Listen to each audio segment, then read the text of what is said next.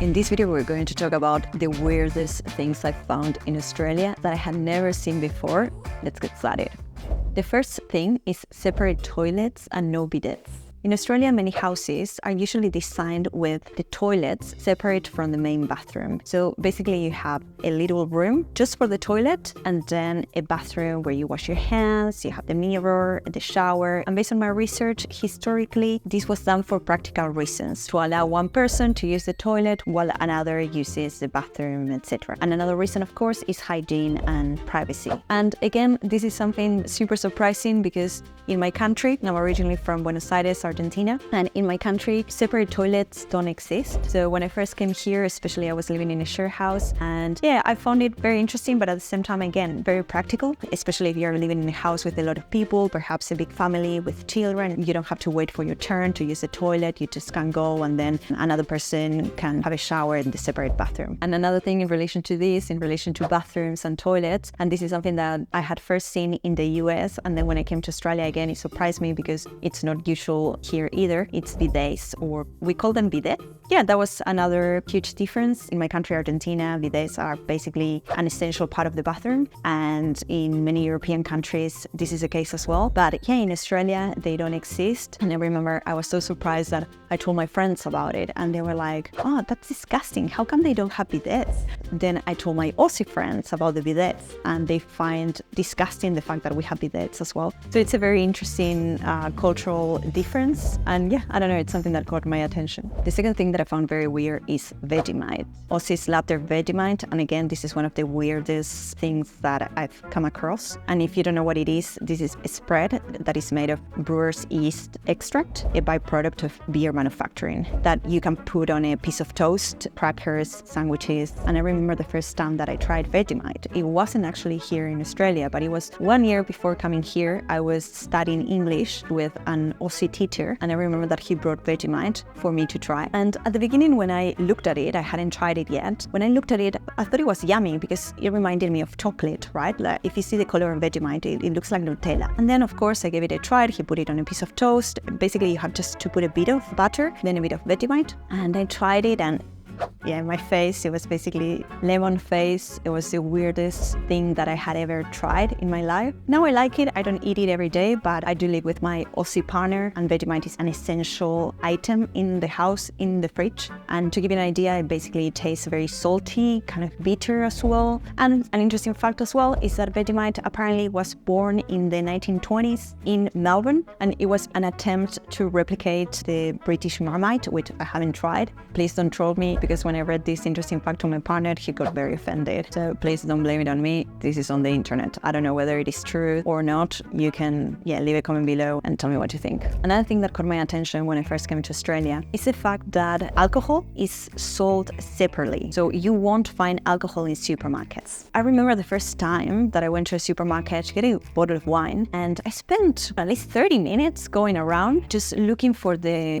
alcohol section, right? And I couldn't find it, and until I asked, and of course I realized that there was a bottle shop outside. Apparently this is a measure that they've taken to limit excessive alcohol drinking. As I've said in other videos, Australia is known for having a strong drinking culture, and that's why there are high taxes on alcohol, and also it seems that that's the reason why they have separate bottle shops. Whereas in my country, in Argentina, as well as in many European countries, when you go to the supermarket, you'll always find the alcohol section right in there. We don't have separate bottle shops, so that's an interesting difference and something that now I've gotten used to it, but yeah, it's still a bit I don't know, weird. Again, I think that caught my attention when I first came to Australia is the fact that Australians place stuff that they don't want on the street outside their home. And this practice is called hard rubbish collection. And most of these items are usually pieces of furniture or appliances that people put outside their homes for other people to come and pick them up, or for a truck to pick it up. So it's very interesting. And to be honest, many of these items are usually in really good shape. I know many people who basically make a living out of that. They go and collect, I don't know, a couch that perhaps is in good condition or just a bit dirty. They clean it up or they refurbish it, and then they sell it on Facebook Marketplace, and they made a lot of money. So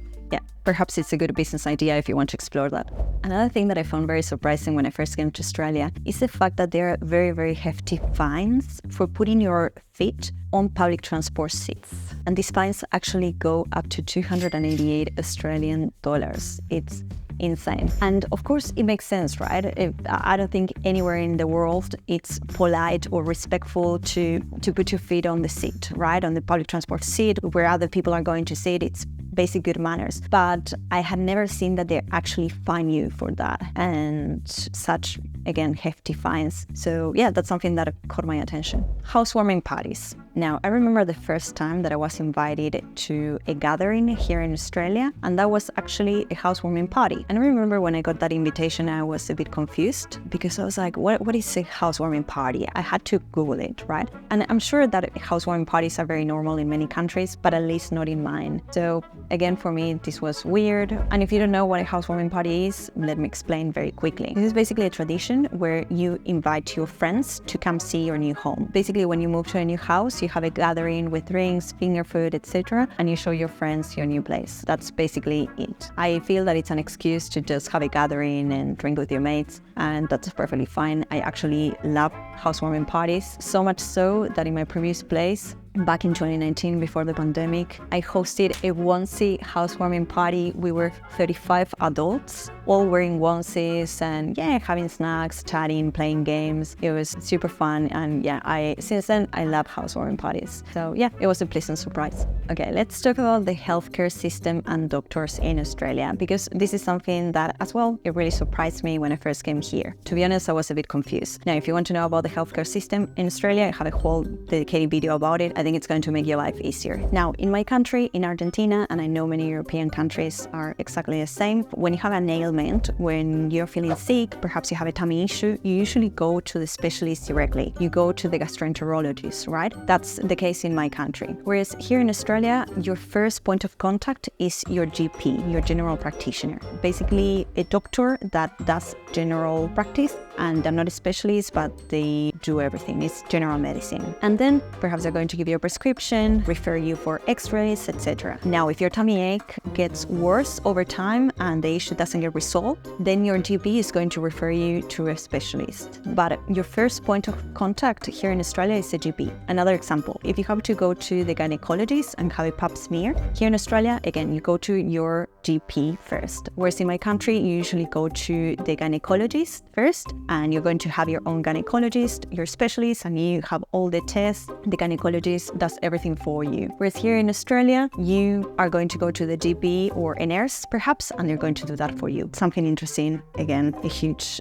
difference. Again, another thing that really surprised me when I first came to Australia was Australian football or footy or Aussie rules, or it has so many names, AFL. Anyway, I remember the first time I was here, I got my apartment, I turned the TV on, and there was a footy match going on. For me, it was a big surprise. And to be honest, at the time, I hadn't even heard about footy. It was a mix of rugby and soccer, but I wasn't really sure what was going on. It's basically neither. It's just a unique sport, very unique, again, to Australia. And Aussies love it, especially here in Melbourne. Most of my Australian colleagues as well, they're super fans of Collingwood, Richmond, Essendon. It's very interesting. I've been to 2 footy matches. What I really liked is the family environment. It's very family-oriented. Rivals can sit next to each other. There's no aggression. Well, at least in my opinion, when I compare it to the Argentinian team or when you compare it to England, they're much more, it's another kind of passion if you want. But here in Australia, it's more family-oriented, and that's something that, I really appreciate and I do like. Another thing that surprised me about Australia is the fact that it's compulsory for school kids to always wear sun protective hats outside. Of course, the reason for this is that Australia has some of the highest UV levels in the world. So it's a measure, again, that for me was surprising, because when I was in school, I didn't have to wear a hat. It wasn't compulsory, but at the same time, it makes complete sense. So it's actually really, really good. And another thing in relation to the Australian school dress code, if you want, is the fact that school kids have to carry very big bags.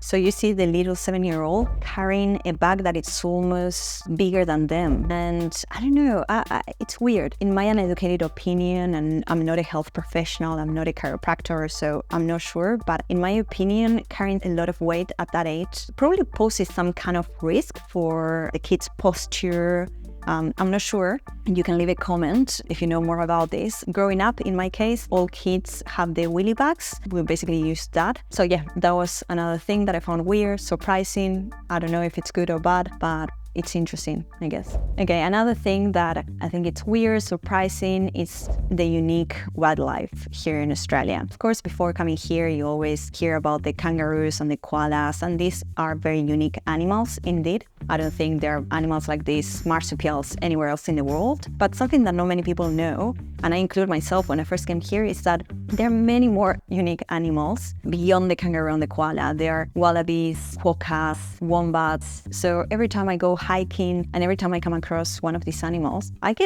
find it very fascinating. It kind of tells you about the unique geography and diversity in Australia. I know that the quokkas are unique, for example, to Western Australia. So yeah, it's very interesting. And to be honest, even when I see a kangaroo or a wallaby, I still get very excited. Even again, after so many years of living here, yeah, it's fascinating and it's very, very unique. Another thing that really surprised me about Australia, and perhaps it shouldn't have, considering how important the beach lifestyle is for this country, is that they have a beach safety education program called NEPERS. This is basically a program where kids as young as 5 years old learn about beach safety and rescue techniques. So if you're at the beach at any coastal town in Australia, usually in the morning during weekends, you are probably going to come across all these kids being trained for the NEPERS program, basically being trained on life-saving techniques and, as I said, beach safety, etc. So yeah, it's something that I would have loved to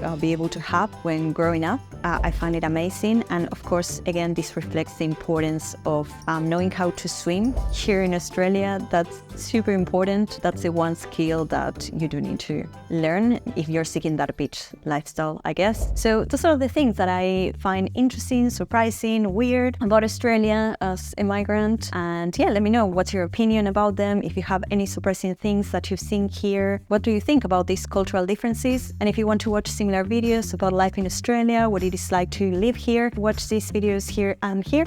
And I'll see you next time. Bye.